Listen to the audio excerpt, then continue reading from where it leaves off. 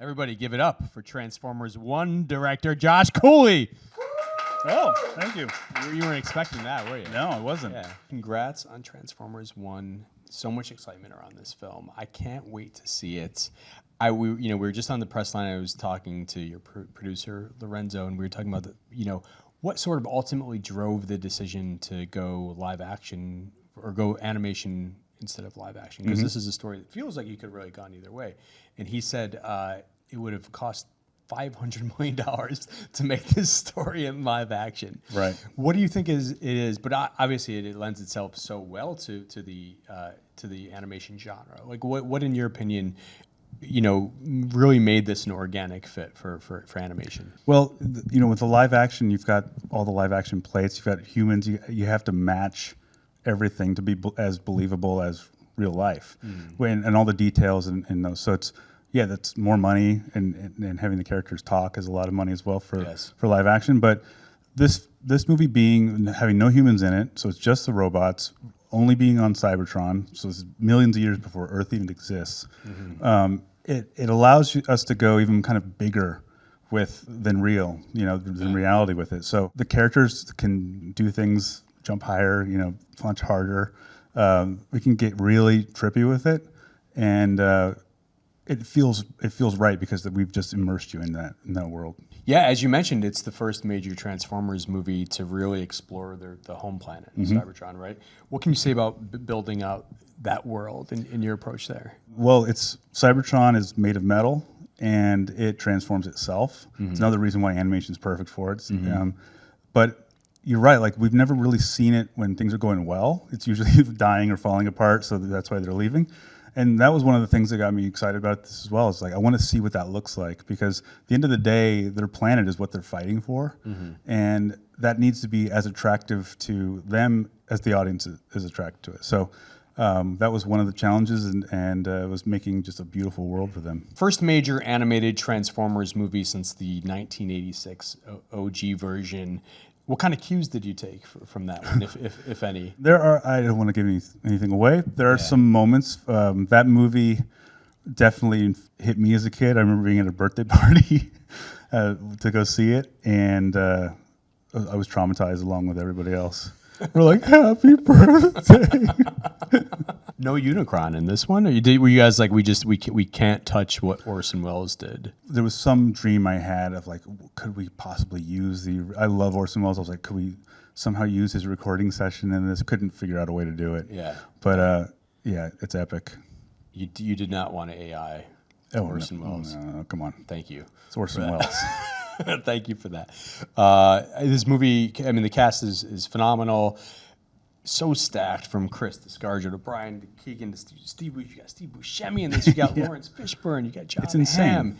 It's insane. I'm always wondering with a cast like this, starry animated film, how much you're casting, purely for voice, which is obviously hugely important, probably the driving force, but also sort of other intangibles like that person just seems really cool and I want to work with them. When they line up like that, it's great. But at the end of the day, it's all about the voice. It's not even about the face, because you're not going to ever see it, So I look for what's the right voice for the character that I believe is coming out of this face that you're going to be seeing the whole time. Yeah. And a lot of the times when I'm doing, the casting team would bring me a bunch of options, a bunch of thoughts, and I don't want to know who it is. I just want to go in and do it completely cold and not know who I'm listening to.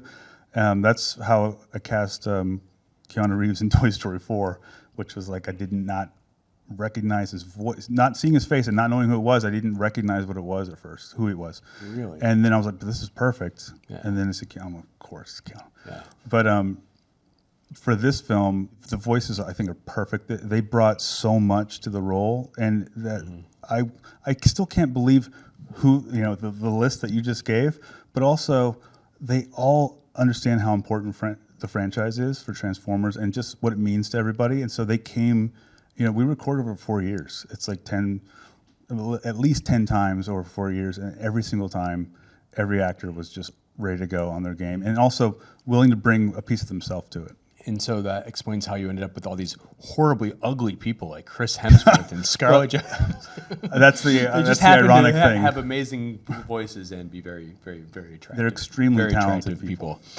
Chris actually told me that he lured Scarlett to this. That it was a text message because obviously it's an MCU reunion, and I was wondering if it was a coincidence that they're both in this.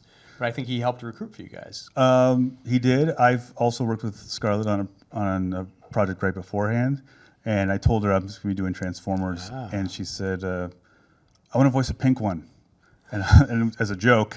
And then I know he reached out to her, but I also said, "I'd really like you to voice a pink one if you're interested." Okay, okay. So it was a team effort.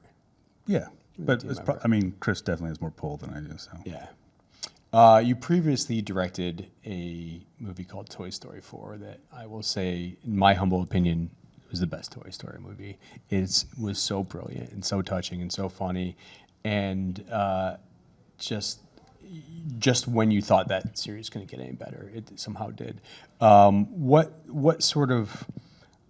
lessons did you take from that experience? You know, because obviously that's coming on to beloved IP. Yeah. You're continuing on to a different beloved IP. How did your experience on Toy Story and also like coming on with some pretty heavyweight expectations on that? How did that help you along your journey on Transformers? yeah, I don't know why I do this to myself because the pressure is pretty crazy. Yeah. But I worked at Pixar for 18 years, working on all these films where it was all just about the character and getting the characters to be, to feel human, to make them emotional, to make them empathetic. And I'm going to do the same thing here. Yeah. And have Orion Pax and D16 be this relationship that people enjoy watching, so that when they eventually become enemies, that's that much harder. Yeah, I mean, speaking of your experience at Pixar, you co-wrote Inside Out, the first Inside Out movie. You got an Oscar nomination for it. Absolutely brilliant, another absolutely brilliant film. I'm guessing you were not able to work on the sequel because of Transformers 1. Was that bittersweet? I love Inside Out. I learned, that was a trip to work on. It was such how do you visualize an emotion like that? Doesn't, even from day one, I was like, how are we gonna do this? Every movie's different and it has a different challenge. I was excited to take on this because I love robots. I love space. I mean, I'm born from Star Wars and Star Trek and everything, and Transformers. So I jumped at the chance for this. I knew this was a once in a lifetime chance. Yeah, and finally, I mean, speaking of sequels, it's called Transformers 1. It lends itself very naturally to Transformers 1, 2. to a part 2. Yeah. Have you guys already discussed that? Is that in the cards thus far? What was the question? If you're already thinking ahead to, I'm sorry, I couldn't hear you. oh, you're fucking with me. No. I get it. Here I'll say this: that after I've worked on this film for 4.5 years so far, and almost totally finished, and I can't help but think what's going to happen next. Obviously, there's more story. We're telling something that's way earlier, and there's so many continuities of what happened after that. So it's naturally built in, but we'll see.